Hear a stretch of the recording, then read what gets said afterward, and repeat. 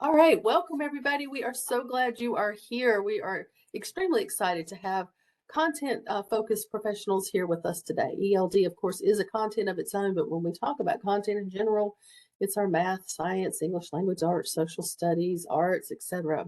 So this is Mapping the Road to Success, an intersection of language and content. And I am Ivana Manthor Anderson, one of the 4 ESL Title III consultants at NCDPI.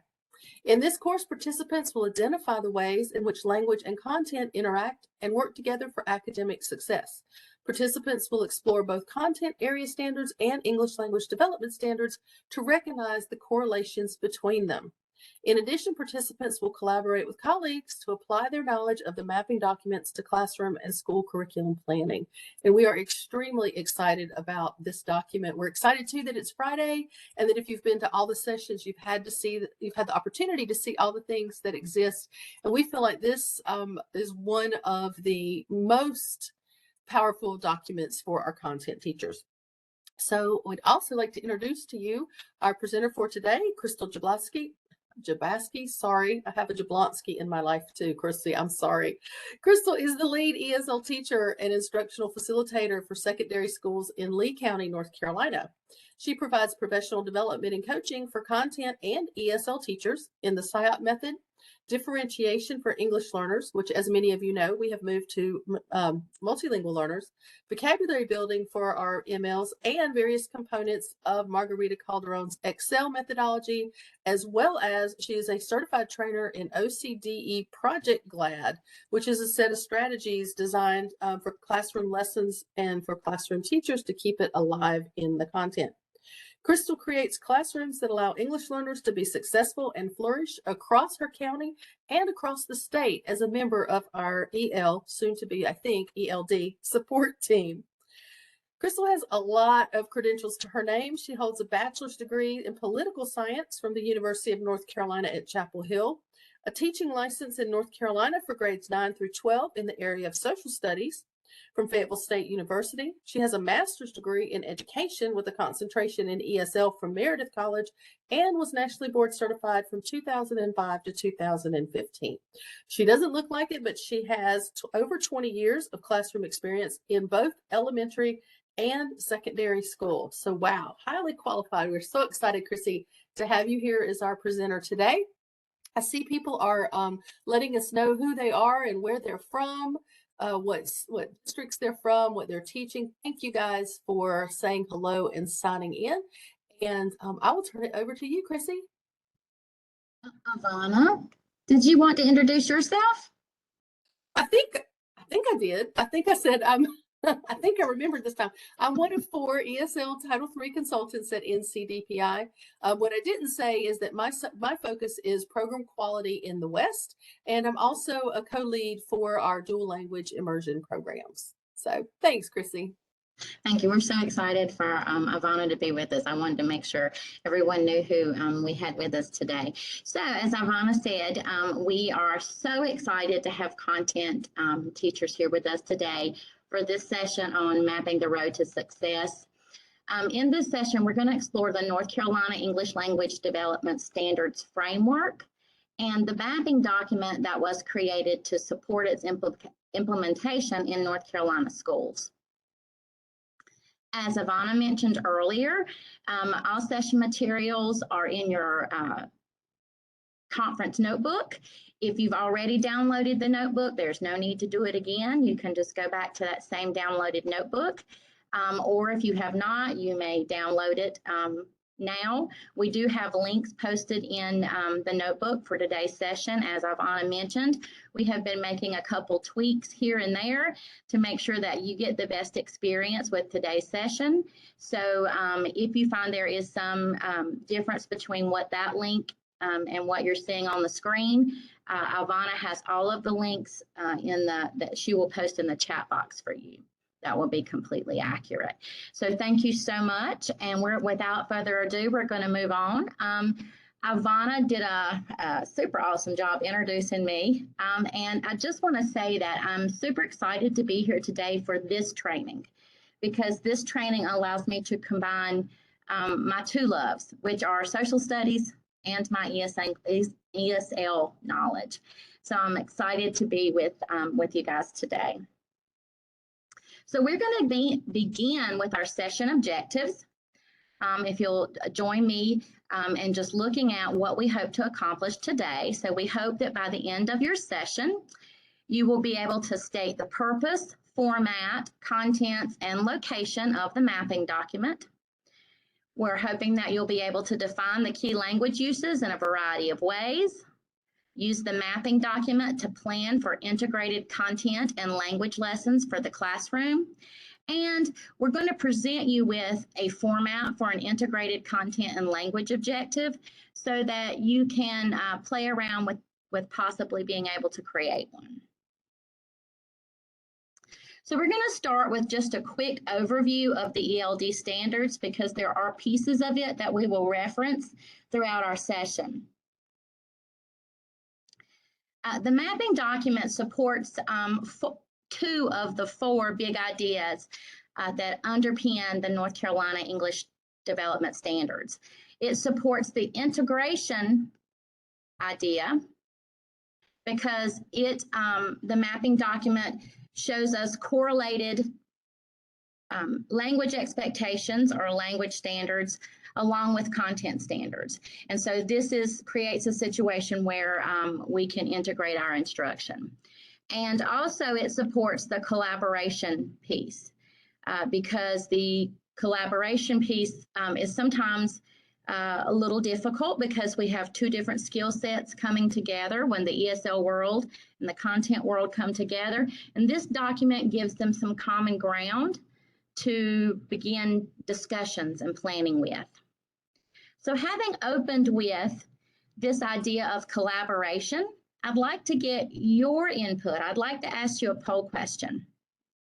So when we talk about collaboration, I'd just like to get an idea of how many hours you spend collaborating with your ESL or ELD specialist at your school. 1 hour a week, 1 hour a month, an hour a semester, less than an hour per semester, or honestly, there's not much time to collaborate with my ESL colleagues. If you will just type a letter in the chat box to just kind of let us know what your context is.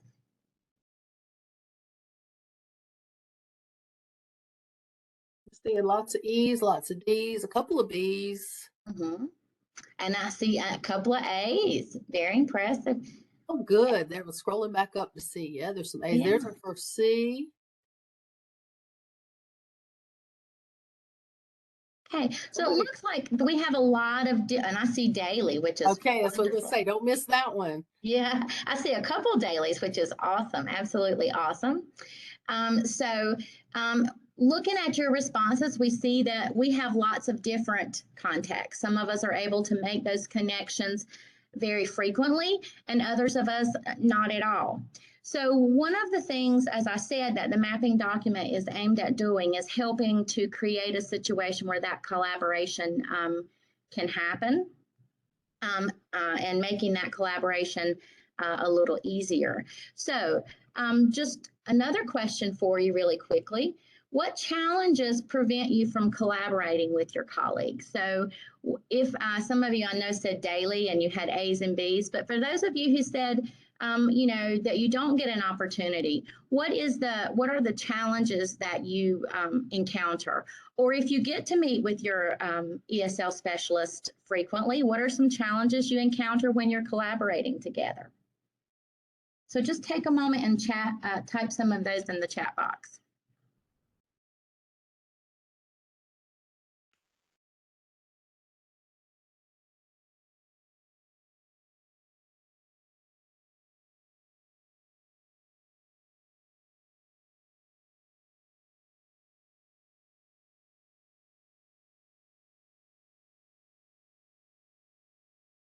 Okay, so I see, which has been a common theme that we've seen in response to this question is time.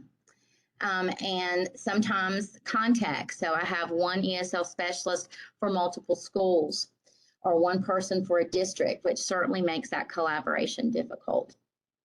So hopefully today we're going to give you some tools for collaboration and also some tools that will help you incorporate and integrate some language into your classrooms, even if you're not able to do that collaboration as frequently as you would like. Okay. So thank you all for sharing that.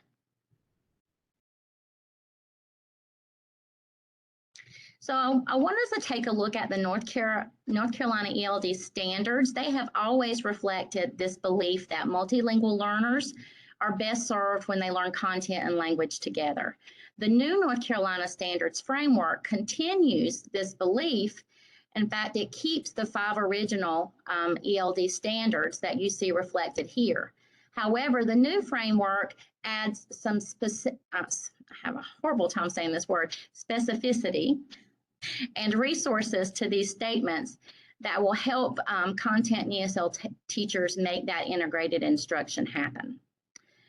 Both ESL and content teachers can work together to achieve these goals that we see listed here.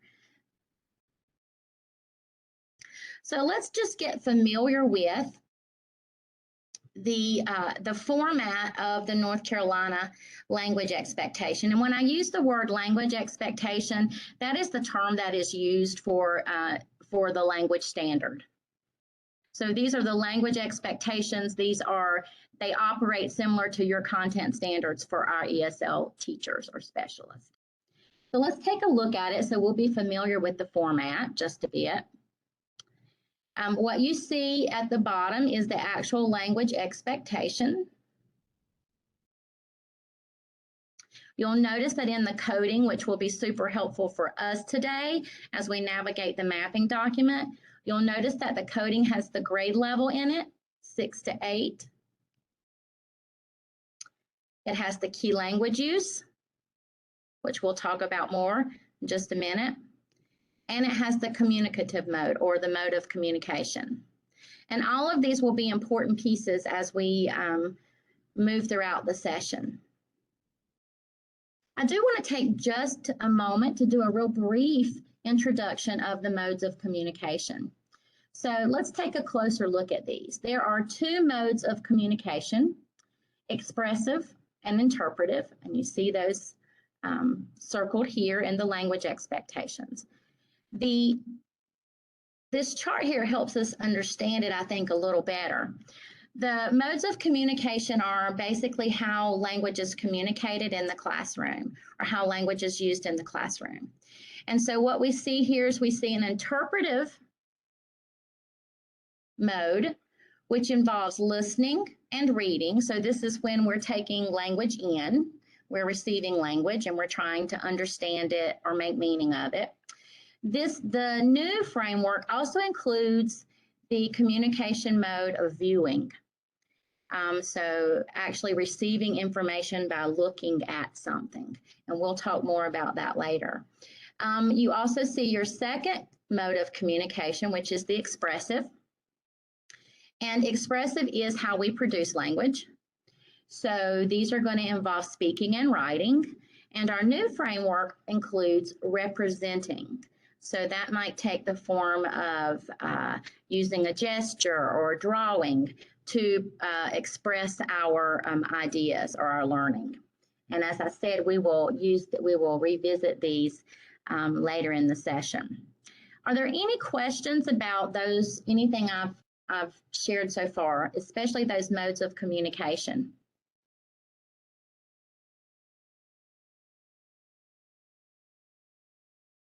Okay, I'm not seeing any, so we're going to move right along to that mapping document that we're all here to see. So now that we're familiar a little bit with those ELD standards and those language expectations, we're going to actually look at the mapping document that the team created to support our teachers, our content teachers, and our English language development teachers. So what you're going to see here is the first places where they're located. We need to be able to access them. So the mapping document is located on the North Carolina ELD Standards Resource Hub, and Ivana has just put the link in the chat box. So if you will go ahead and click on that link, that will we will be revisiting and using these links and this site multiple times. So I would suggest just leaving this tab up as you navigate through the session. You can see here what the hub looks like, and hopefully you've clicked on that link and are there with me. We're going to focus on the mapping document. So if you will click there, and then you arrive at the mapping documents that were created. There are 5 mapping documents. Each mapping document is correlates to one of those 5 ELD standards that I showed you previously. So we have one for the language for social and instructional purposes, and this would be that social language that our multilingual learners need to learn, phrases they might use in the cafeteria or in the gym, that more general language. Then you'll see there is a mapping document for the language of language arts, language of mathematics, the language of science, and the language of social studies. Let's take a look at what the mapping document looks like. I'm sorry, I need to navigate back. So this is how the mapping document is formatted. Again, the purpose of this document is to help language specialists and content teachers see how their standards can work together. So the mapping document shows places where language expectations and content standards correspond with one another. So if we look at the format, we see that this first column here is the language expectation. And as we reviewed earlier, at the top, you're going to see the coding for that language expectation. It's going to tell us the standard, which is language arts. It's going to tell us the grade or the grade band, which is 2nd to 3rd grade, the key language use, and there's our communicative mode, which is interpretive. In the columns to the right, you're going to see grade level or course-specific content standards. So what you see here is that 2nd grade English language arts content standards that will correspond with this language expectation or standard. We also see 3rd grade. The documents continue all the way through high school, all the way through 12th grade, and are represented in this format. Any questions about how the mapping document is formatted?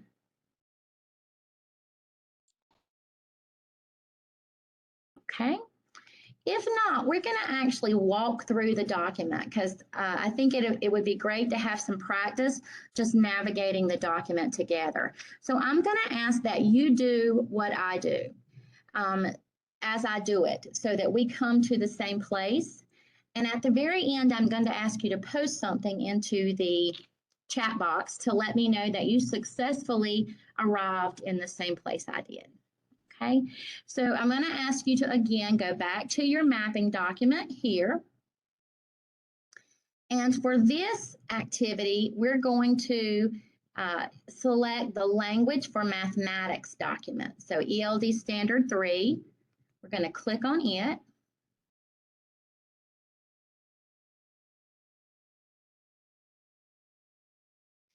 And you're going to see here when you click on it, it comes up in PDF form. And what I'm going to suggest to make navigation easier is that you actually download it if you have the capability with your device. When you download the document, it allows you to search with links. And that makes the scrolling so much easier. So if you go to page 2 after you have downloaded it, you see the grade spans here.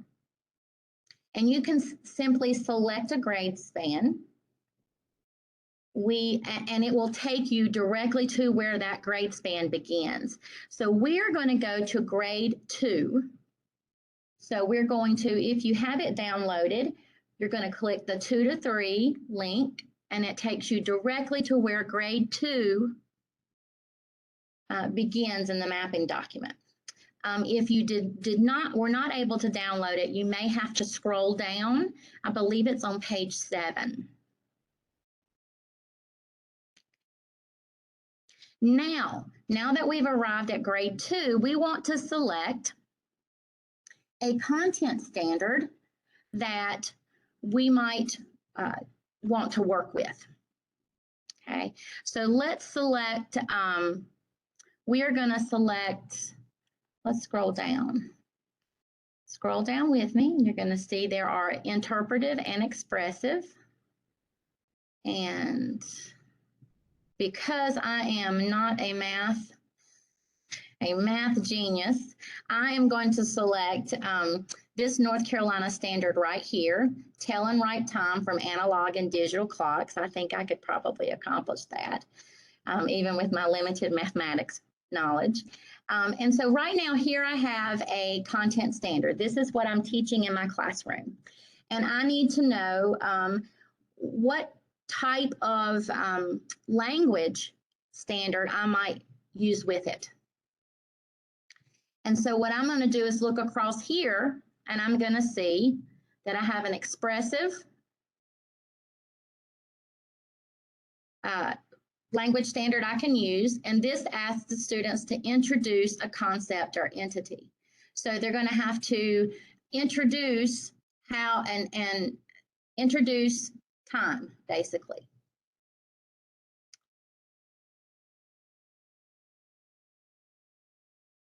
Okay, and so what I'm going to ask you to do now is to go down and find another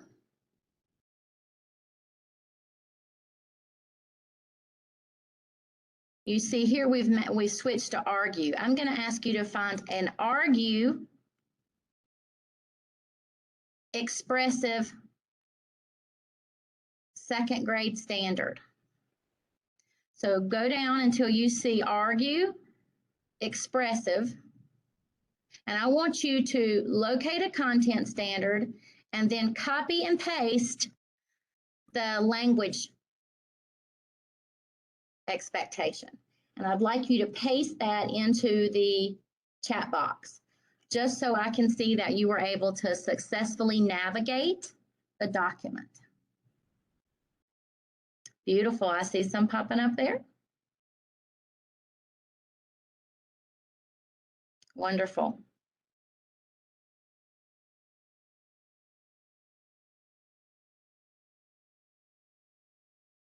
Okay, wonderful, wonderful, wonderful. I'm seeing that it looks like we navigated there successfully and got a little practice using that document. Oh, and now they're really coming in. And Christy, if you don't mind me jumping in while they're doing that, not only are they being successful in what you're looking at right now, but we had a comment from one of our participants, Jennifer. First, she said, wow, two different Jennifers. Jennifer Ford said, wow, this is going to be helpful.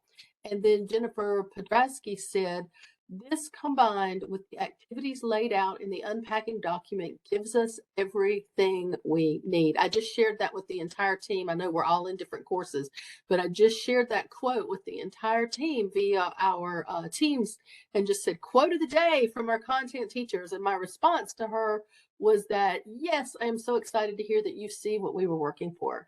So it makes us so happy to know that what we were trying to do to help bridge between our content teachers and our ELD teachers and just do everything we can to help our students is making sense to you guys.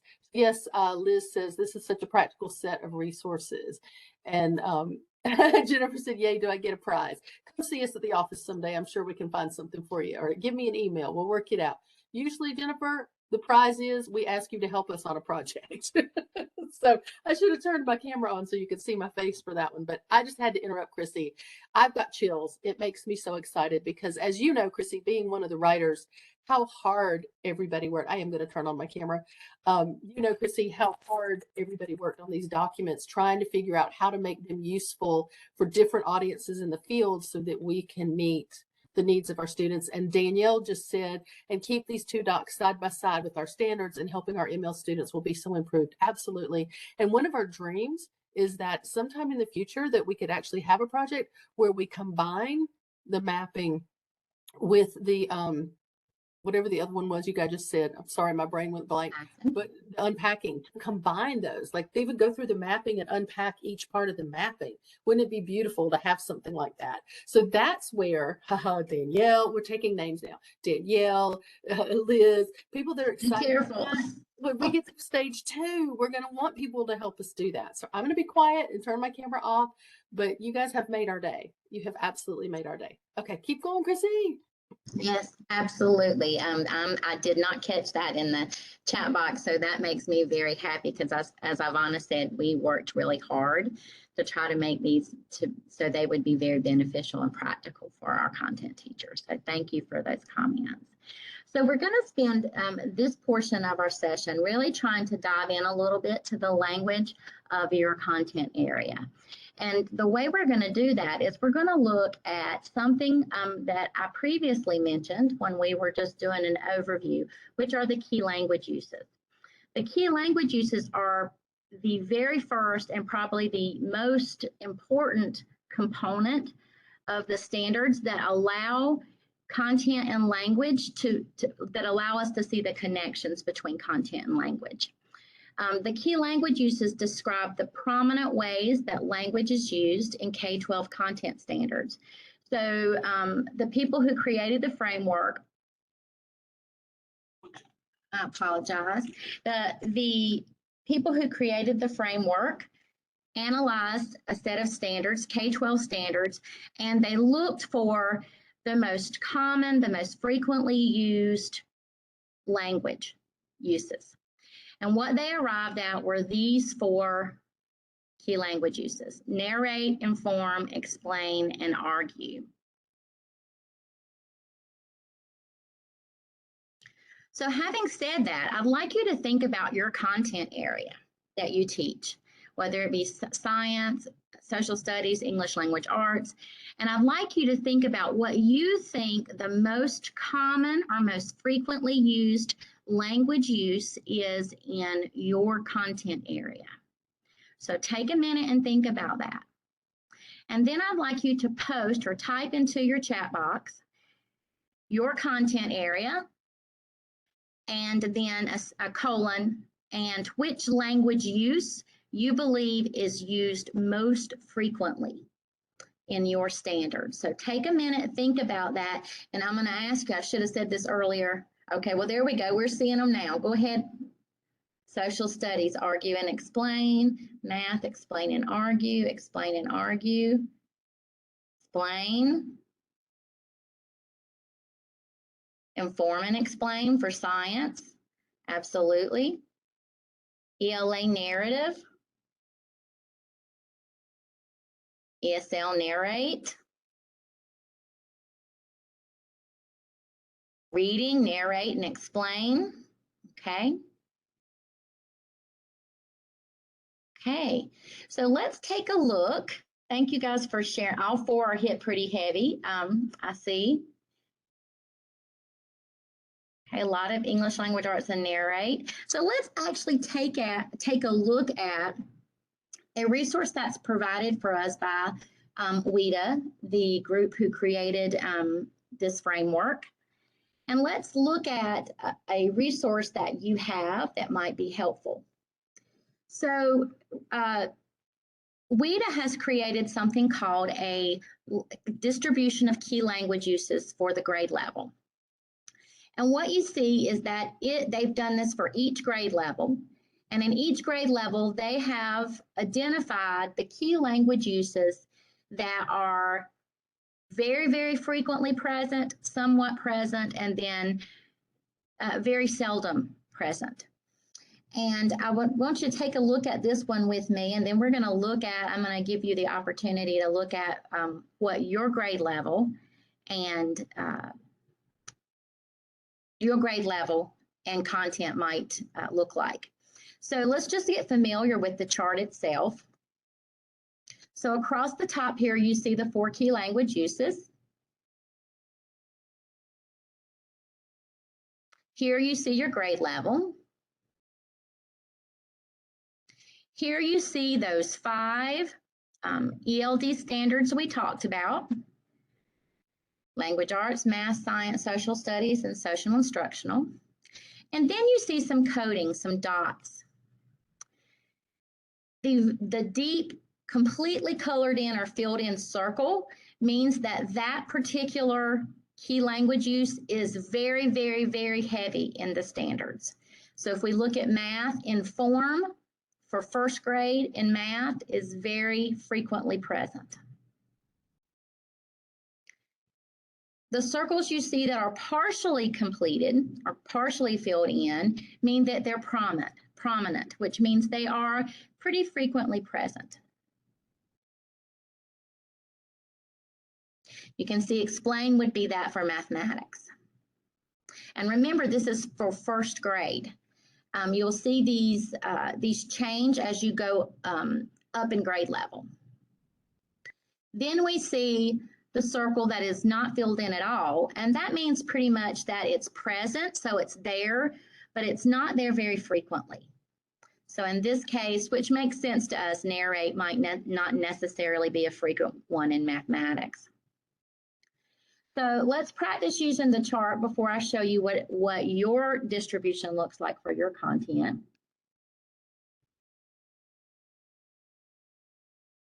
Let's look at the language for science.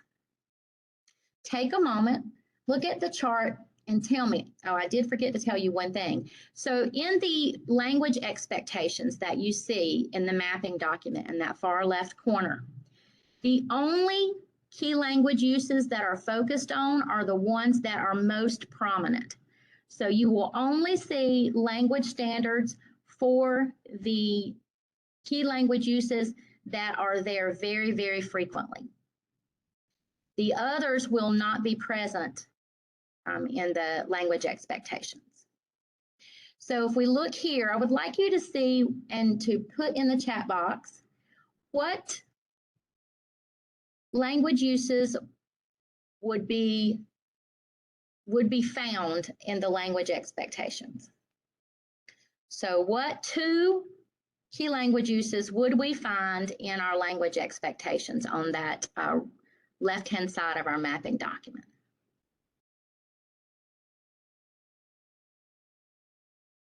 Okay, I see 1, I see 2. Now they're coming in. Inform and explain. Yes, absolutely, absolutely correctly. Remember that I did see a couple of, I saw a couple that were narrate and argue. Remember that the ones that are not completely filled in, darkened in, are not going to be found in, or that are not colored in at all, will not be found in the language expectations. So most of you were absolutely correct. Inform and explain. Any questions about that before I let you check your answers? So what I've done is I have put in, I have created a PowerPoint or a Google slide that allows you to just scroll through and check your grade level and your language uses. So I see lots of people popping on there. I don't think I put that, if you click on it, it is linked good. I see people finding it just fine. If anyone needs the link, I can provide it, but you can just click on it in the presentation.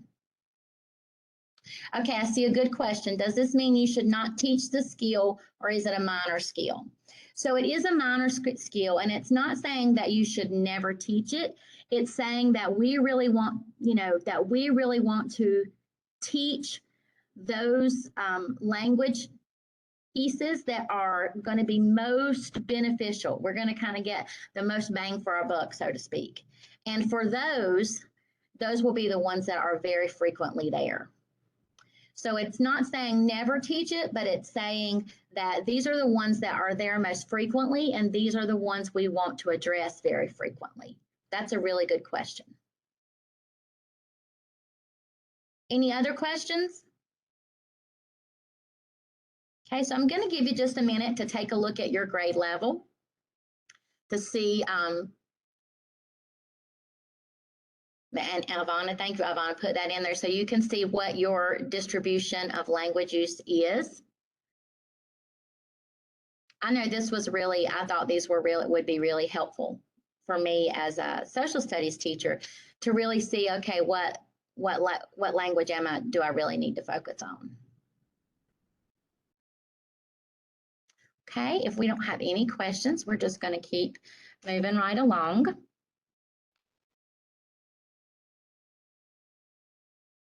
So let's talk about the key language uses. And Ivana talked about our team matching, embarking on the task of matching the content standards with the language expectations. And so I wanted to share with you just a little piece about that. So sometimes you may look at, oh, I see another question.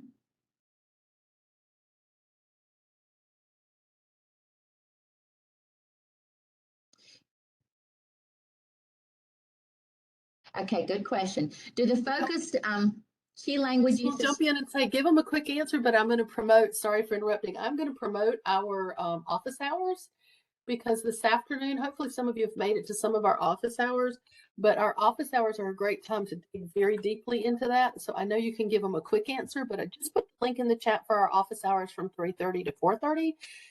We've had a wonderful time with Chrissy digging deeply into her brain and her understanding during that hour in a much smaller group. Sorry, Chrissy, go ahead. That's okay. And we did have a wonderful conversation about our beginning multilingual learners in office hours yesterday. So just a quick answer to your response. Do they change based on the student's level? So they do not change, but you have the ability to adjust your language function and your feature. So you have the ability to adjust what pieces of the language you focus on to teach. And that's a quick response to kind of get you started. But like as Ivana said, would be glad to have that discussion this afternoon in office hours. Okay. So looking at this, we see this is some of the standards look like they would match pretty easily. For example, this math standard has explain. And I see that one of my key language uses is explain. So on the surface, it looks like this is a really easy match, and some of them will match pretty easily. As you go through and look at the mapping document, you'll be able to see that match pretty easily. It's also important to remember that even though you see explain here, that does not mean that this standard can't also match with another key language use, because there is overlap. And that's why we see the Venn diagram here that shows all the overlap. So I'm going to give you an example. So for this standard, I'm going to have to explain the relationship between addition and subtraction in order to solve a problem. Okay. During or through the course of my explanation, I might have to give some information. I might have to inform about something. Maybe I have to inform about the ways to carry over a number. Okay. So sometimes there is overlap between those key language uses. So just because it says explain doesn't mean that in the course of my explanation, I won't also need to inform. Which kind of muddies the water a little bit.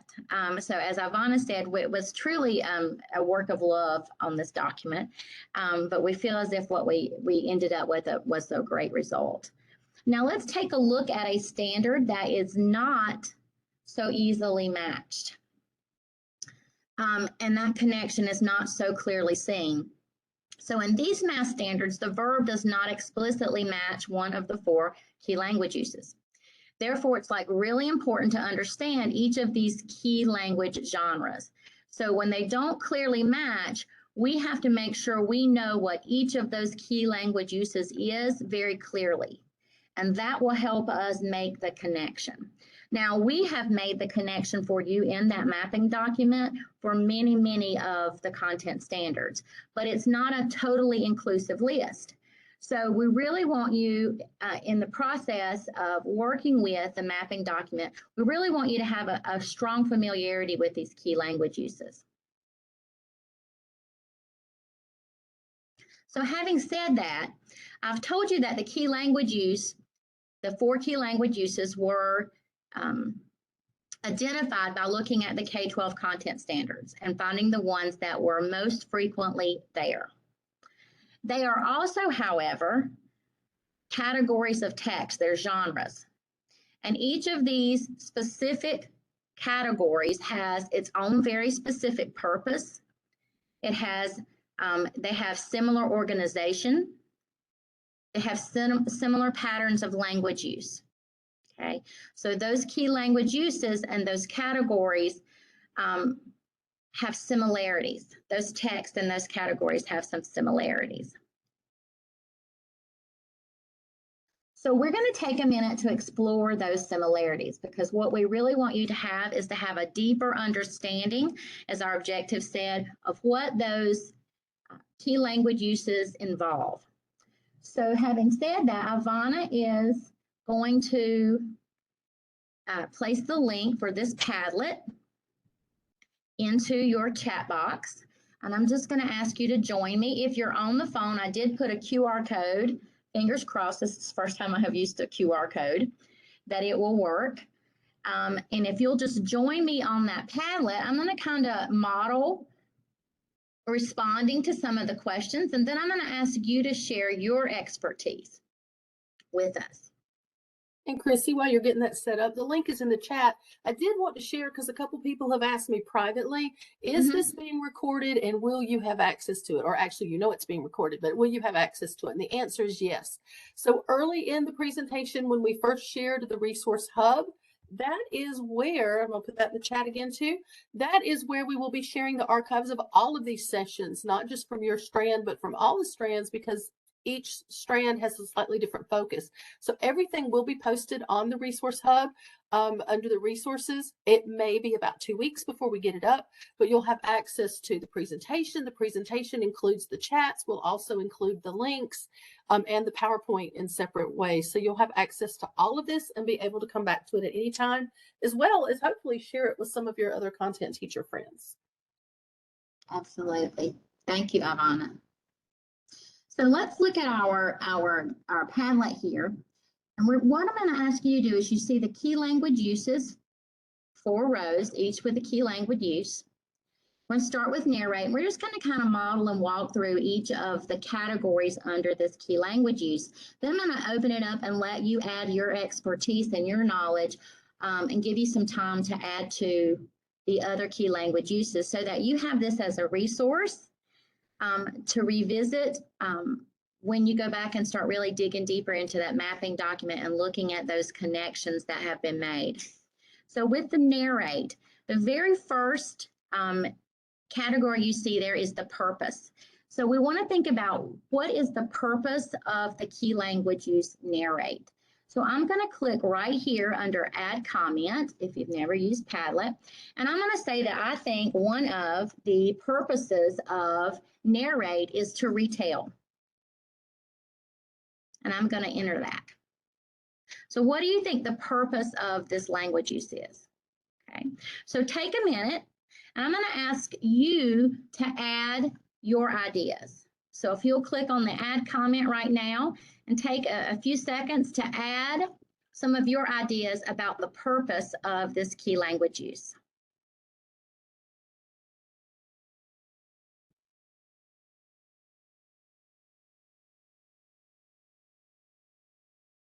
I see give an account, I see recount.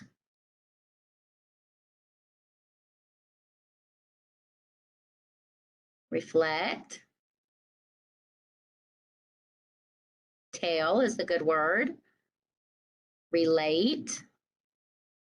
Okay. Provide information. I like that one. Very good. Provide information, maybe even about experiences. Okay, you guys are doing a great job with that. Okay, let's go to the next category, associated words. So these are words that when we think of Narrate, we think about that word. So for me, as a As a history teacher, for me, I think about a story.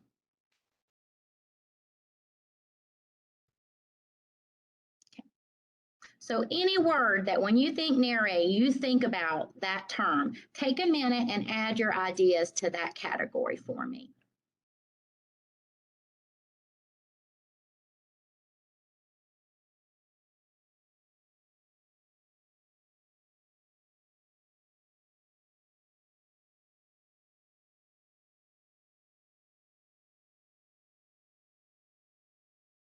Characters, I love it. Details, experiences, hypothesis. Okay, personal history, details, beginning, middle, and end. Biographies. Okay, you guys did a great job with that. Now let's think about characteristics. And this is one we're going to talk about. This particular brainstorm, we're going to connect a little later on in the presentation. So when I say characteristics, I mean, we said earlier that these key language uses have similar patterns. They have similar organizational pieces. And so when I say characteristics, that's what I mean. For example, when I think of a narrative, I think of things like setting, character, and conflict. Because most of the time when we have a story, it has those three elements.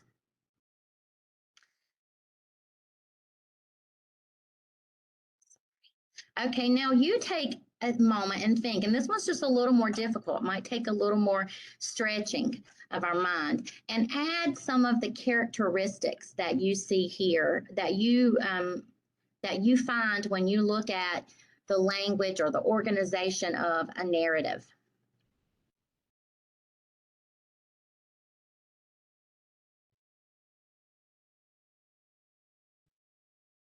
Okay, I see plot, story elements, structure, character traits,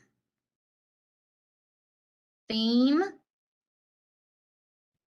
linear development, so chronological development, problem solution, main idea. Oh, you guys did a great job. These characteristics, guys, just to briefly give you a tip to the importance, these are going to give you a hint as to what you might specifically target to develop, what piece of language you might specifically target to develop in your lesson, to do that, to have that integration. So you guys did a great sequencing words, first, then, next, last. Okay, great job. All right, let's think about some examples. So what are some examples you might use in your classroom? So one thing that immediately comes to mind for me as a social studies teacher is a diary entry. That would be a great example, specific example of narration or a narrative. Take a minute and add your ideas now.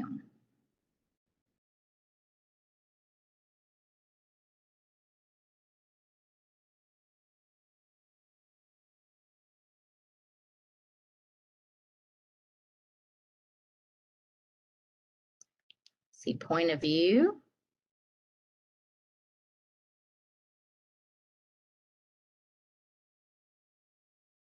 Okay, so a storytelling.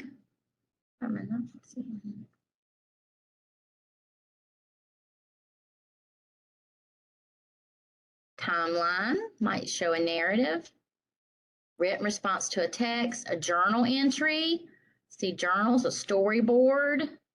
You might even also think about autobiographies and biographies as examples of a narrative. Guys did a good job with that. Now let's look at classroom activities. Oh, it looks like some of you have jumped ahead. That's okay, that's great. So what type of classroom activities might you use in your content area? If you're social studies or science, what activities might you do that involve the key language use narrate? Okay, so for example, if I were a math teacher, I might say that I would use word problems. Might be a place where narration turns up in math. letters, comic strips, books, lab reports, skits, okay? Readers theater, picture books. Okay, great job. Now I'm going to release you to look at the other key language uses and to share those. So if you will, I'm going to give you maybe let's do about 4 minutes, 4 or 5 minutes to add your ideas to the Padlet for the other key language uses. And if you need any support or help, feel free to ask in the chat box.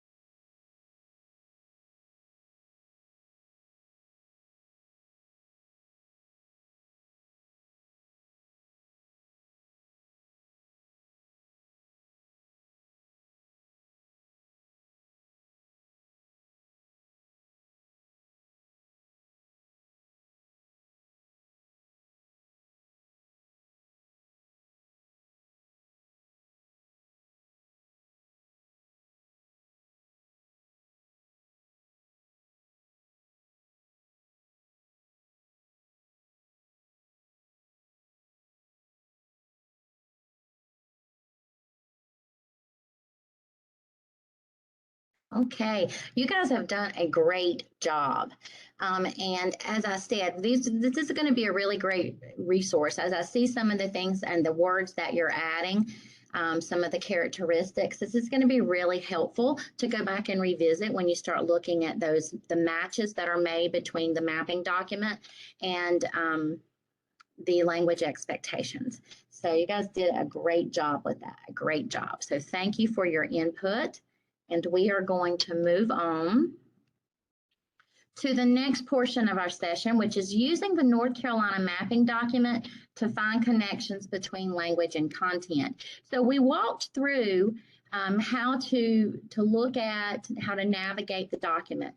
Now what I'm going to ask you to do is actually to match a content that you would teach with a language expectation. And so having said that, I'm going to just model what you will need to do in your mapping document. And then we're going to give you a few minutes to make that connection using the mapping document that is most, that fits your context or your content. So having said that, what you see here is you see an example of our mapping document for the language of science. And you see here that this is a 4th grade part of our mapping document. And what we're going to do here is we're going to look and see how we would make that connection. So first thing I'm going to do is I'm going to look for the content standard that I'm going to teach. So I'm going to go to this 4th grade. I'm a science teacher. I'm going to go to this 4th grade column, and I'm going to scroll down until I see the standard or objective that lies under that overarching standard. I'm going to find the one that I'm working on, or I'm going to be working on for my lesson that I'm planning. Once I locate that standard, sorry, grade 4, once I locate that standard, what you see here, for my modeling purposes, I've chosen the one about explaining how minerals are identified using physical properties. So here is my content standard that I'm going to use. Now I need to look and see what language expectation would correspond with it. That's going to be over here in my left-hand column. And when I say language function, we're going to talk about that a little more in just a moment. I mean the portion of the language expectation that follows the colon. So construct scientific explanations that, and then this language function is really the heart of the language focus. What I need to, what type of language I need for that standard, which is to describe. I need descriptive language, describe observations. So what I would do then is go to my artifact, my participant artifact, which Ivana, you have a link to that. I believe that because it is a link, it should have updated with the changes that were made. Ivana's also going to put the link in the chat box for you. And what you're going to do is copy and paste those standards into your artifact. So you're going to think about what you're going to teach, and then you're going to put your overarching standard, your objective that you're going to focus on in content, and then under it, you're going to put that ELD standard or language expectation that would correspond with it. So any questions about that process that we just went through?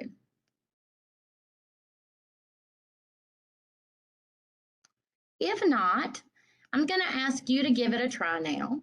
So you should have opened the artifact, and you should be able to choose your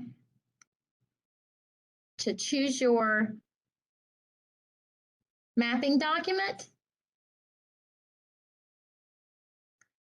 from the hub, go down to your grade level, and match yourself a content standard with a language expectation. I'm going to take about 5 minutes to allow you to navigate and try to make that connection, because that is the major underlying idea or purpose of this mapping document is for you to see that connection. So let's take about 5 yes, you absolutely can use your notebooks. Thank If you you. would rather use your notebook. Absolutely. We just want to get some practice in. Okay, so if you want to copy and paste it to a Google Doc, that's fine. What we want to do is just have practice making that connection. So having said that, I'm going to let you guys have 5 minutes. If you need any help or any support, just type in the chat box. And I'm going to let you be on your way to work on that.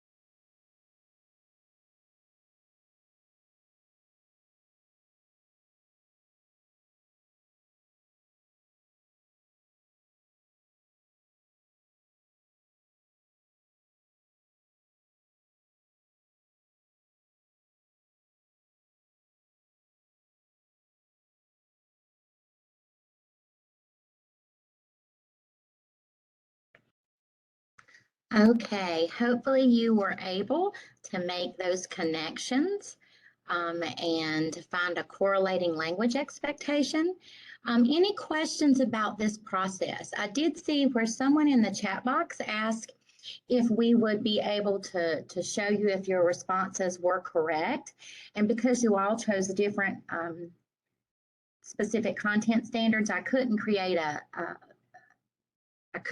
one that would show you exactly whether it was correct or not. But what I can do is you can feel free to share it with me. At the end, I'll make sure I put my email in the chat box. You can share it with me and I can look at it electronically, or you can pop into office hours today from 3:30 to 4:30 and we can look at it. And if you need more practice, we can practice doing that.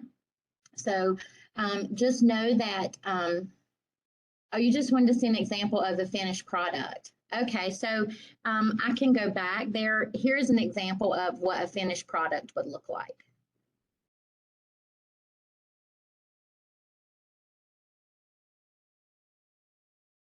Okay. And someone said, how do we find the objective? Which objective? Are we asking about the content objective or the language objective? Because I can really quickly show you on my walkthrough. So if you're talking about this is an example of the mapping document. Your content objective is going to be under the grade level that you teach. So you would look through here. As I said, it's not a complete list, but you would scroll through the 4th grade column, find the standard that you're working on.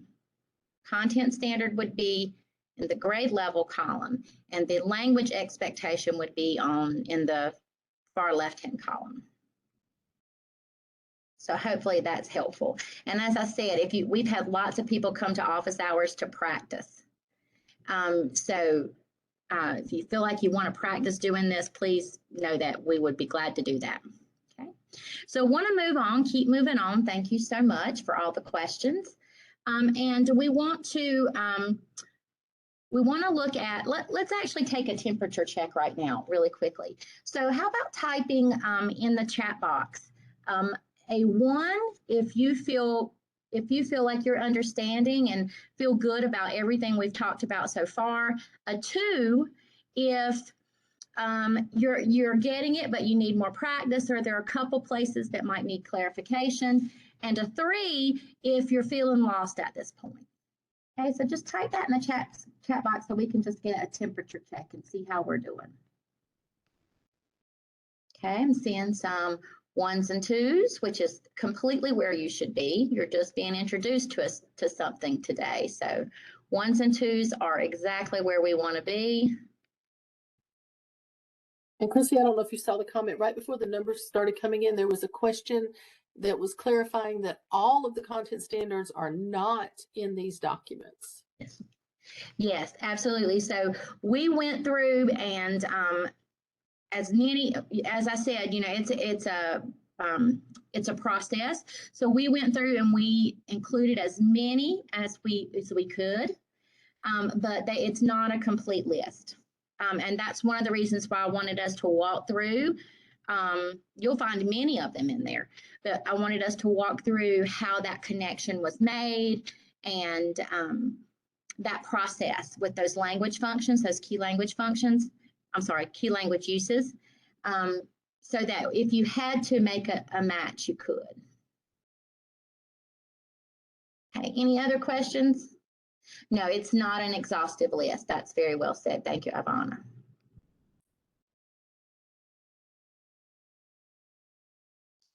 So we tried our best to make it a huge help, but we could not complete it completely. Okay, so moving on. Thank you guys so much. I'm glad to see we're right where we should be. And we're going to move on to providing opportunities for practice and application. So the next thing that we're going to do is look at activities. So now that you have your content objective, you've matched it with a language expectation. So what type of activities am I going to do in my classroom, both for content and for language, how I'm going to incorporate those? So we're going to practice that, and we're also going to talk about differentiation a little bit. So we know for all students really, and in particular for multilingual learners, it's critically important that they have the opportunity to practice and apply their content and language skills. The practice is what helps make those content concepts concrete for them. And we have to be sure that we're allowing them opportunities to practice both the content and the language. And so along those same lines, this practice and application piece is the perfect place for differentiation. This is when students are usually working individually or in small groups. It's an excellent place to incorporate a little bit of differentiation. And so we're going to talk about how you might do that. And we're going to talk about how you would use the modes of communication that we talked about earlier to accomplish that. So the new standards incorporate what we call multimodality, which is that idea that it used to be for interpretive, it was just listening and reading. The new framework includes viewing, which is an opportunity to differentiate. The old framework or the old standards had expressive as speaking and writing. But the new framework includes representing, which is also another opportunity to differentiate. These two multimodalities that have been included in this framework are a wonderful way to differentiate some of your activities so that if you have those multilingual learners who are very new to the language, sometimes we call them newcomers, you have the opportunity to make those activities that you create meaningful. So we're going to take a look at how we might do that. So again, here's our chart of we're going to take a look at the chart again that has the modes of communication. Again, you see here interpretive, listening, and reading, and then we see viewing. So viewing is the opportunity to take in information from a visual, a diagram, a chart, gestures, any of those ways that we can communicate information that does not involve writing or speaking. Does not involve listening or reading. So we're actually seeing that information. This is a great way to differentiate for beginning multilingual learners because that viewing is how they can best access the content and language. If we look at the other communication mode of communication, we see that representing is included in our expressive mode of communication. So we see writing and speaking, but we also see representing. And representing can look like gestures, pointing to, drawing, and various other ways of representing what the language or the message, the communication they'd like to make. And again, this particular mode of communication can be really effective for our beginning multilingual learners who are just beginning to navigate vocabulary and some of those elements of the language. So what we're going to do is practice this for a minute. We're going to take section 3, and this is an example of the chart you have in your participant artifact. Section 3 asks you to come up with activities that you would use to develop either the language or the content that you've chosen previously in sections 1 and 2. Here's an example. I'm going to walk through the process and then I'm going to ask you to help me. So we're going to do I do, we do, and then I'm going to give you an opportunity to work in breakout rooms to do. Okay, so the activity you see here is for the content standard, a social studies content standard, which asks students to identify cultural practices and traditions in local communities around the world. The activity that students will be doing, is they will be reading about those cultural practices in their textbook. Okay, so the first step is, The first step is to locate the mode of communication. So I'm going to look here at my activity. I see that the word read is there. If I look back at my diagram that we've looked at previously, I would see that read is going to be interpretive. So it's either going to be listening, reading, or viewing. In this case, I'm sorry. In this case, it's reading. I apologize. I don't know how I animated that there.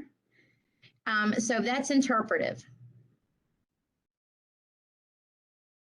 Next, I'm going to consider the language proficiency for my students. As I mentioned, we are going to, for purposes of our differentiation, we're going to assume that we have beginning multilingual learners in our classroom, and we would need to look at our activity and consider whether that is going to be appropriate for that multilingual learner who's just beginning the language. And then finally, I'm going to make any adjustments that I need to the mode of communication. So here the students are reading, which I know for a beginner multilingual learner is going to be difficult. So is listening, but viewing would work really well. So I'm going to adjust that activity and say that students can look at images that show different cultural practices. So a real simple way to adjust is to change that reading to a visual. I might also have students watch a video about a culture around the world, a video with lots of pictures and information that can be seen not orally, but seen through the visuals. And that's an example of how I would differentiate with my mode of communication. Any questions about what you saw me just do?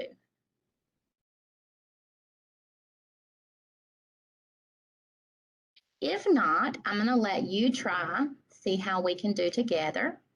So our activity here is an expressive activity. Students orally share the cultural practices they learned with a partner. So after we read, we might have students share with each other what they learned.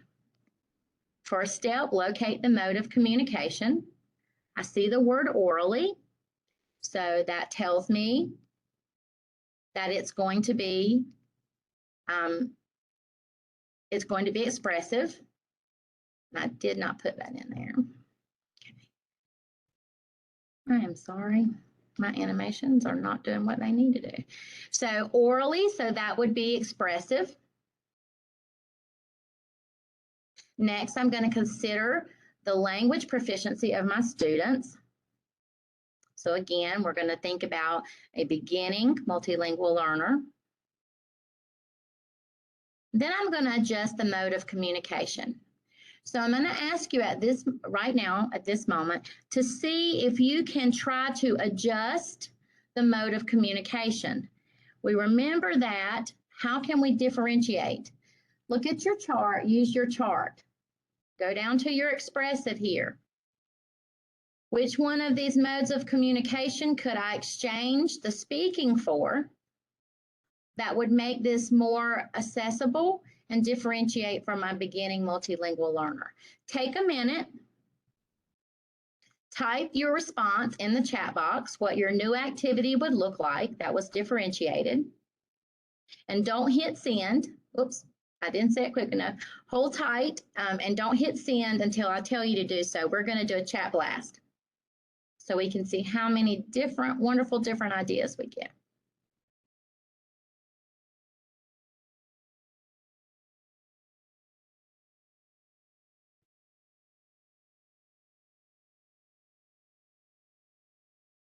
And actually include in your chat response the entire activity. So instead of just what you would take out or adjust, actually state the whole activity. So students would do what about the cultural practices they learned with the partner?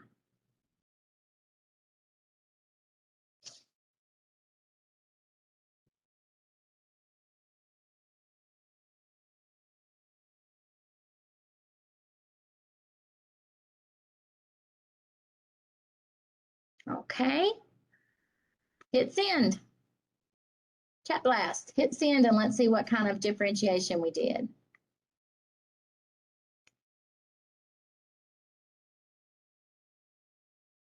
I see drawing or act out. I love it. Draw or act out a cultural practice. Cut pictures from magazines. I love it. Or create a slide with pictures from the internet. Very good. I love it.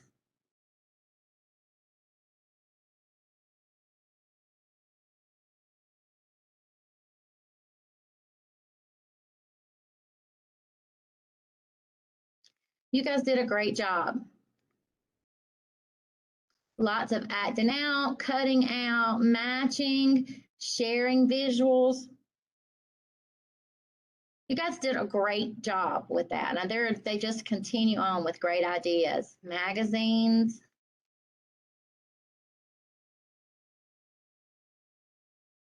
I don't know if you saw one that says bring in representation of their culture. I love it. I love it because underpinning all of these, our entire framework, is this idea that we want to make the learning linguistically and culturally representative of our students. We want that environment. So that is an awesome idea. I saw someone talk about inviting a family member. I mean, you guys did a great job with that. So those are, when we think about, I like the new modes because for me, sometimes when I say differentiate with my content teachers that I work with, sometimes, you know, that's a really complex task. And I think these two modes of communication make that adjustment very clear and somewhat, you know, easier to do, or at least in my perspective. So what I'm going to do now is put you in breakout rooms. And we're going to ask that you work on these 4 activities. So you see here, there are 4 activities, and I tried to make the activities representative of multiple content areas. We're going to ask that you get into a breakout room and you spend, we're going to give you about maybe, let's say about maybe 7 or 8 minutes to work together as a group to try to differentiate these activities using those modes of communication. So having said that, we are going to share a Jamboard. You can open your own personal Jamboard because it's going to ask you to make a copy, or when you get into your groups, you can have one person open the Jamboard and share the link and everybody pop on with them. It's completely up to you. The Jamboard's a nice way to practice. And so Ivana is going to put that Jamboard, she's just done that, wonderful, thank you, that Jamboard in the chat box. And I'm going to open it so you can just see, it's going to ask you to make a copy so you can see what it looks like and what you'll be doing.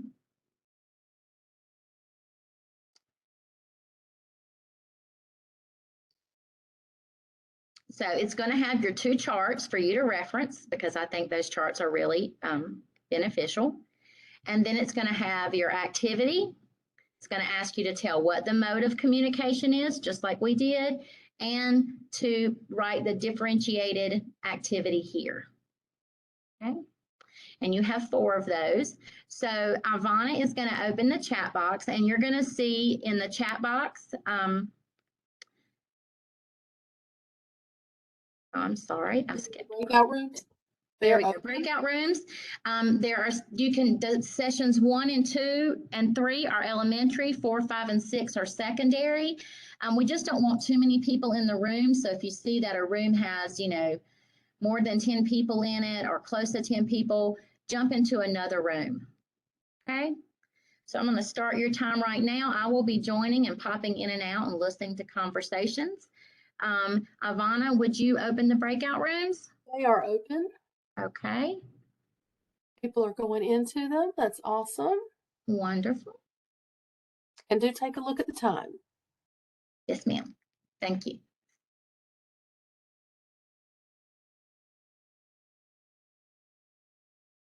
I really think we need to do these as all-day trainings. I think there's a lot. I think it would be very beneficial, and I think the ability to really be hands-on in face-to-face, if possible, would also be great.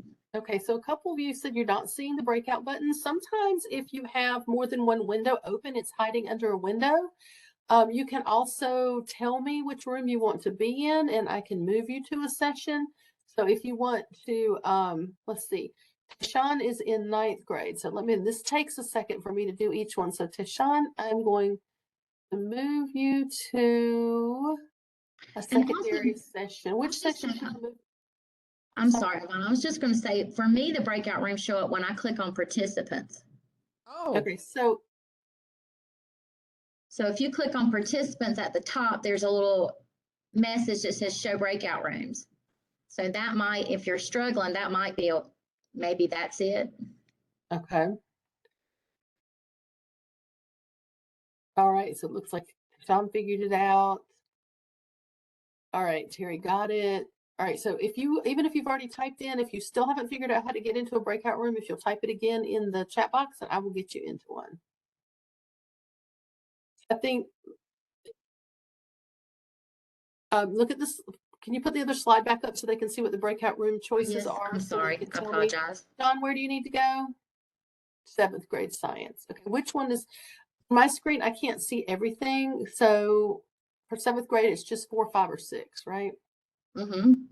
All right, John. And how many people are in them? I can't tell. Can I put him in 4?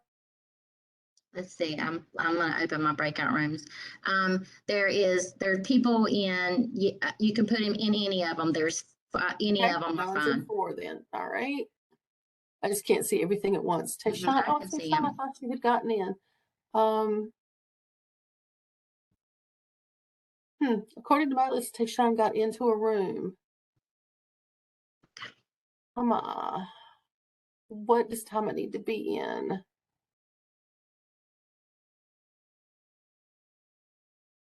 I'm in the room with the cohorts. I will work on it. I don't understand them. Oh, okay, great. That's fine, Tama. If you rent a room with a cohort of people, go ahead and work together. That's fine. You don't have to go into Ivana, a breakout are we room. good for me to pop in a couple places? I think you are. I've still got a few people, but I'll figure it out. Yes, please do. Or if you want me, I can stay here and help you with which one to put me You in. go ahead. Just keep an eye on the time. Okay, will do. We have Thank 30 you. minutes left. Gotcha. Thank you. Okay, thanks, Tama. Sean says 9th grade, but I don't see Sean on my list. I have Jesse, Kim. If you need to go to a room, let me know. Shannon, if you need to go to a room, let me go. Emma, you're good. And you're with Kim. Okay. So Shannon is the only one I have that's not in a room. Maybe she had to step away.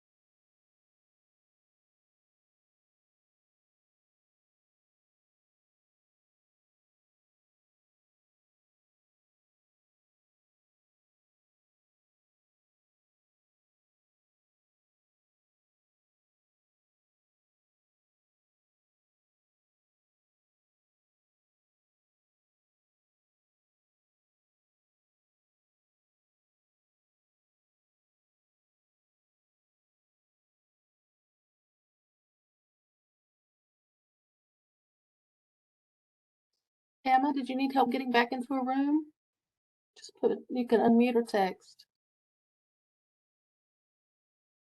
Oh, sorry, I see Tama is with Kim. Thank you.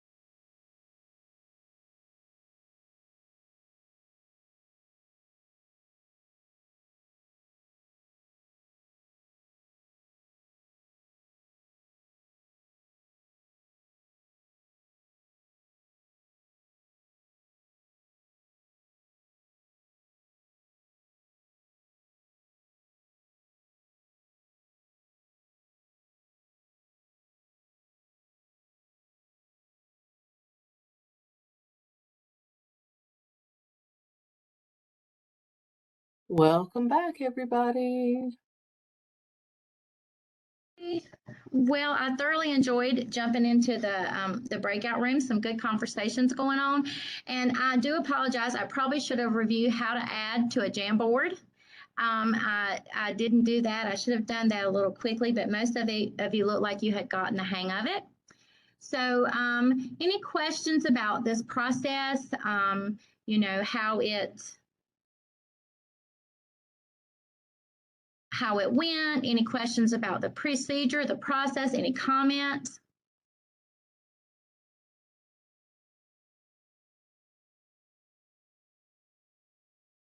And I'm just putting in the chat, some of you may not realize your cameras are on. Sometimes when you come back from a breakout session, your cameras remain on. We do have someone that's walking, so I'm not sure if you realize your camera is on. You might want to check your cameras. I'm glad you enjoyed talking. That's one thing we can never do enough of, right, is collaborate. And so I'm glad that you enjoyed that chance to talk to other people and share ideas and maybe help clarify for one another. So what we're going to ask you to do is, at this point, we are kind of running close on time, and we do want to get through the final section of the training. So you'll notice that your participant artifact has a section 3, for you to actually make activities for your content objective and language expectation that you chose, and asks you to differentiate just like we did in our breakout rooms. So we're going to leave that to you to practice on your own, or you can, if you need help or clarification, can certainly come to office hours from 3:30 to 4:30 and work with me on this. If there are not any questions, and I'm not seeing any in the chat box, we're going to move on to the next section, which is planning for language development. And this is just where we have our content teachers here, and I just want to make you familiar with some of the terms and some of the pieces that might allow you to plan for the language development piece. I know sometimes we feel like we talked about earlier when we come together, I know I certainly did as a content teacher, that I didn't have the language knowledge to be able to create a language target for my multilingual learners. And it does take a good bit of practice, but I wanted us to talk about and engage with some of that today. So as we talked about earlier, the term language function is just a fancy term for those characteristics that we listed in our Padlet. So those are the characteristics or the patterns of language that are in place in that key language use. So for example, here we talk about, for example, informative text, inform. When I think about informative text, I think that what's the organization of an informative text? Well, there's an introduction of a topic. There's the supporting paragraphs. There are facts. It needs to be cohesive, so there are transition words that allow me to move from paragraph to paragraph. There's a conclusion. That's just the organizational pieces. If I look at that, all of those can become language functions, and as you start really diving into your mapping document, you see that they are. Several of those are. So having said that, let's take a chance to practice a little in our chat box. So think about narrate. What are some language functions for narrate? So again, we did a little of this on our Padlet. Just think for a minute and type in the chat box. How is a narrative organized? What are some of the patterns that you see in a narrative? And we did a really good brainstorm on our Padlet. So it might be that you share some of those same ideas because you did a great job with them. I see chronological sequencing. Yes, absolutely. Beginning, middle, and end. Dialogue. I love it.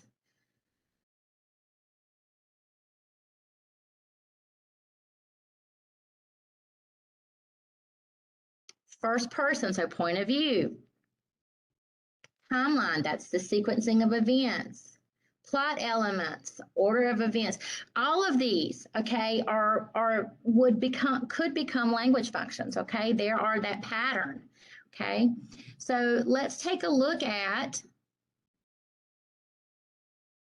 the next piece that we might consider when we're talking about language and the targeting of language. There's also a component called a language feature. And a language feature is a specific structure that is used to achieve, oh, I see a good one, exposition. Language features are the structures, the grammar structures, the language structures that you would use to achieve that. So these are going to be things like types of sentences, phrases you might use, clauses, precise language or technical words you might use. All of these language features are the specific pieces that you would need to teach to be able to, as I look at the chat box here, the specific language you might need to teach to be able to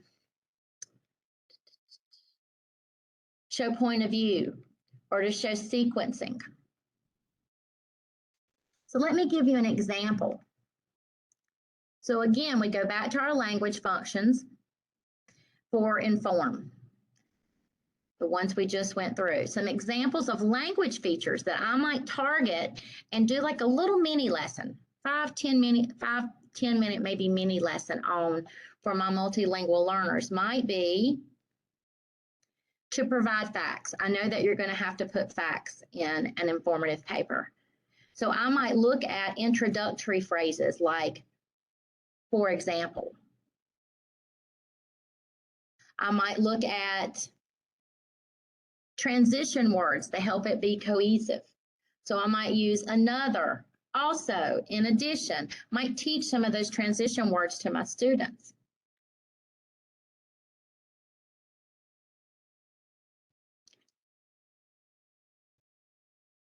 So just with that brief introduction, so where might you find these? So I wanted you to understand, are there any questions about a language function and a language feature?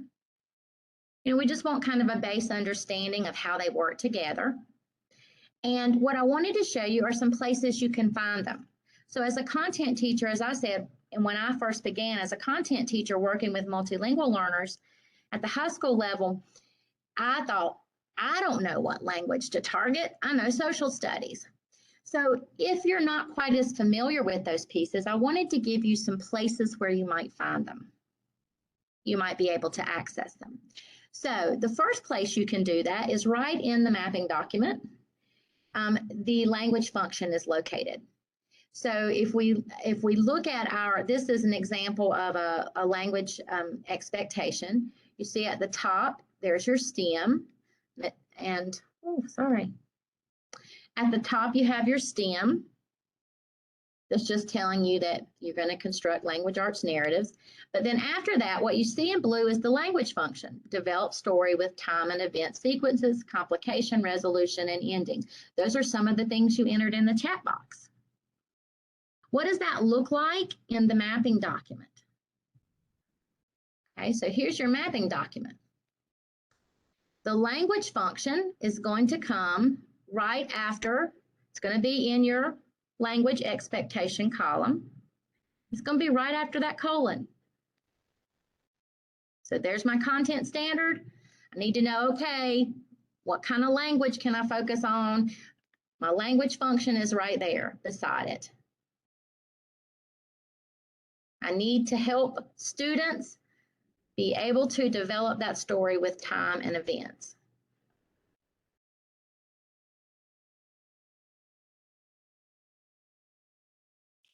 Now let's take a look at the narrate, the language function that you shared your ideas for previously. We said some of you put setting, characters, events, conflict, resolutions.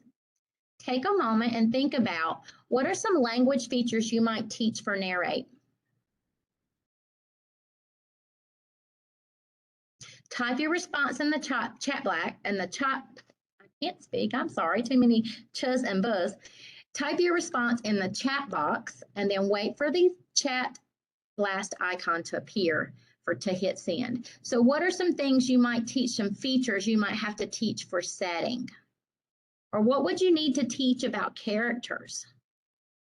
Type of language, grammar structures, parts of speech, those sorts of things. Take a minute.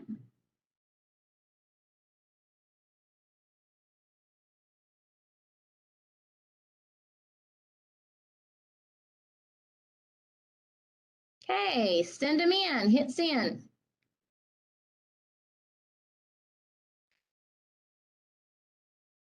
First person, I love it, absolutely. Character traits. So character traits would be adjectives. You would focus on adjectives, absolutely. Descriptive words, adjectives. Prepositional phrases, time. So that's how you show your time of day or when something is happening. Absolutely. Okay, you guys, physical features. So those would again be maybe adjectives. So I'm seeing a lot of physical features. Those would be your adjectives because they're going to describe those characters. Your prepositional phrases are going to talk about the location that many of you placed in the chat box. Wonderful, wonderful, wonderful. Okay, so I'm just going to show you a couple that I selected. And I did not animate this well, so it is probably not going to show up so great. I'm just going to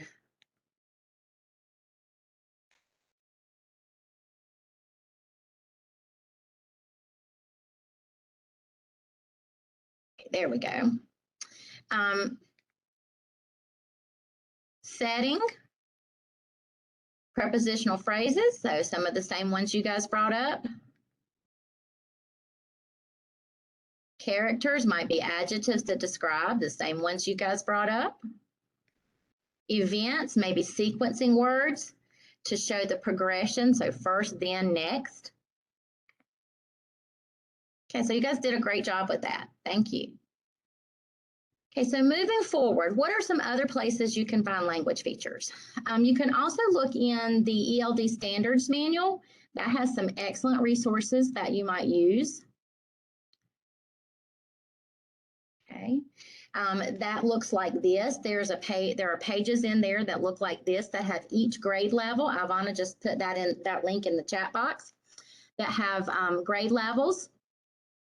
That they're done by grade levels and by content and key language use. And you can see here, if I want language functions, there's a language function, and there are some sample language features also listed there. So you might want to take a chance to explore that document a little bit.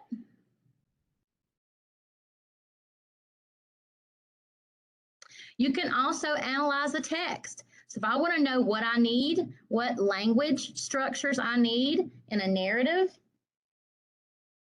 then I might look at a sample narrative like this one. Might look for things to find in it. Sequencing connectors. Verbs to describe the characters. Adjectives to judge behavior in situations. I often tell my content teachers, if you want students to say something or write something, give me an example of a perfect response and then look in your response. You write the response you want and look in that response for those language features.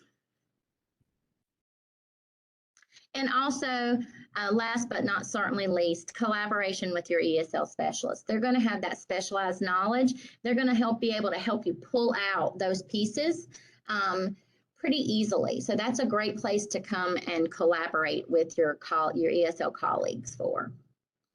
So at this point, we are running short on time. So what I'm just going to share with you, and this was a piece that really you can practice and look at on your own. I shared with your ESL colleagues a way to make an integrated content and language objective. I'm just going to show you the example of it. It's a sentence frame template that gives you, that allows you to just fill in blanks and create an integrated content and language objective. So that might be something excellent to explore with your ESL colleagues, or come to office hours and we can practice. Ivana, if you don't mind just putting the link for the Jamboard in there so that if you want to practice, you have access to that link to practice with. And we are at this point going to just, and it does walk you the presentation walks you very nicely, models very nicely through the process. So I'm just going to get us to our wrap up. Well, can you show us an example of the final product before you go to the wrap up, just to kind of let them know where they're going with it? Yes, as I thought I had that on the board, on the screen.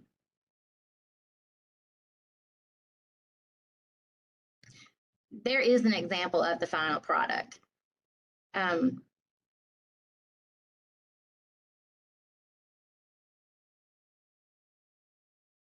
sorry. Thank you, Ivana. So there is an example. Students will be able to express how magnets interact with iron objects by describing observations and/or data using noun groups. So that is an example of.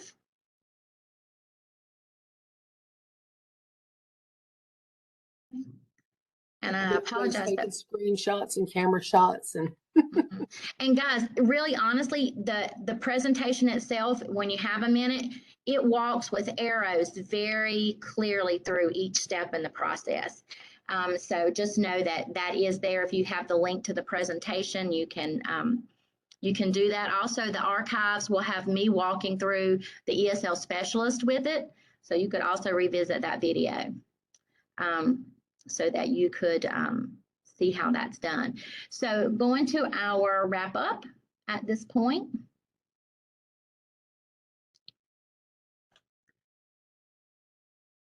So just really like to have one last moment here where we can just do a chat blast to say what we feel we've gained. So think about the tasks we've undertaken, the things we've practiced, the information you've learned. What do you feel you've gained from this session that will help you meet those two big ideas for that framework, that ELD framework, integration and collaboration? Type that in the chat box. And don't hit send because this is chat blast. We're going to watch them fly in a minute. So type it in and I'm going to give you just like 30 seconds to tell me what tools you've learned, what skills you've learned that you can use for integration and collaboration.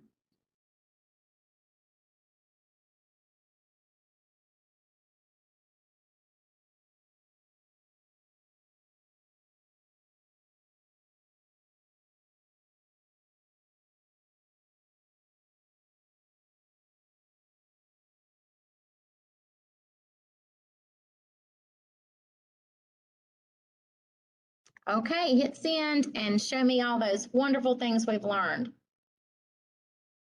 Ideas for differentiation, standards and expectations to differentiate, information to help you plan, more focused expectations, practical resources, integration, and differentiating language goals.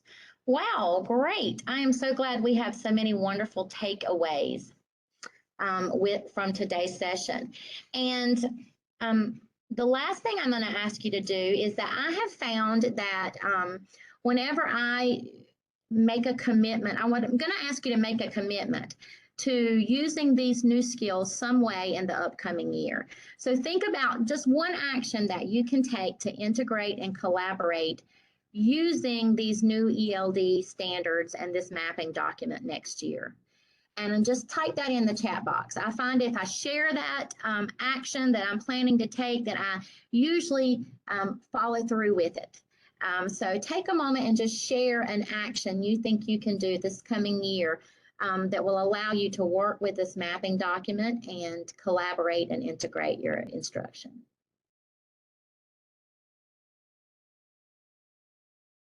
Wonderful. Working with your Eld department. I love it. Sharing with your departments, yes. For those that were not able to come, that's awesome. Summer school and using it to plan some in summer school.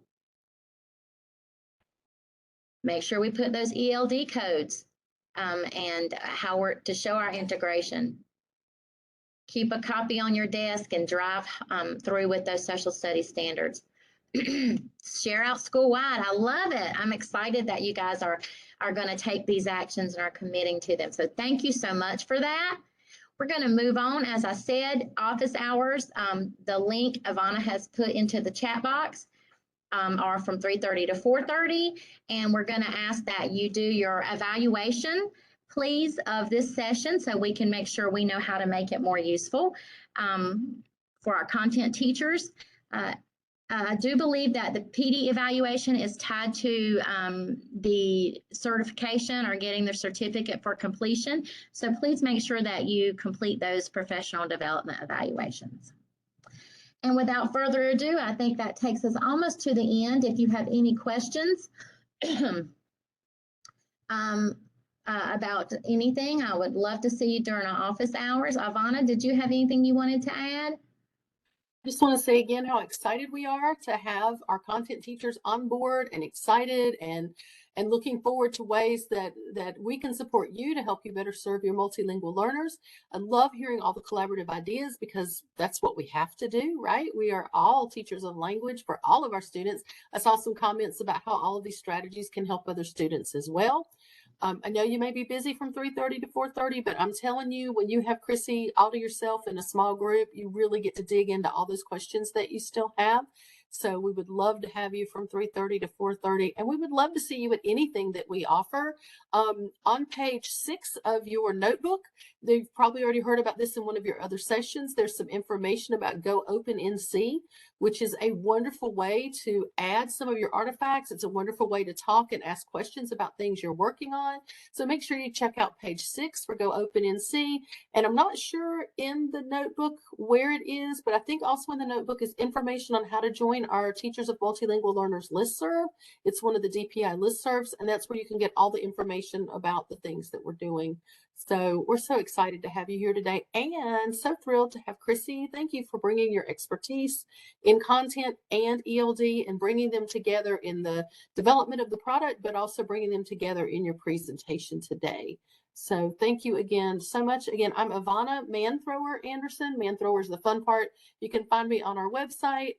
Feel free to email me if you have a specific question. It's ivana.anderson@dpi.nc.gov. I'll throw that in the chat box as well. And that's all I've got. So I'm going to turn off the recording. Chrissy put her email in there as well. I'm going to turn off the recording.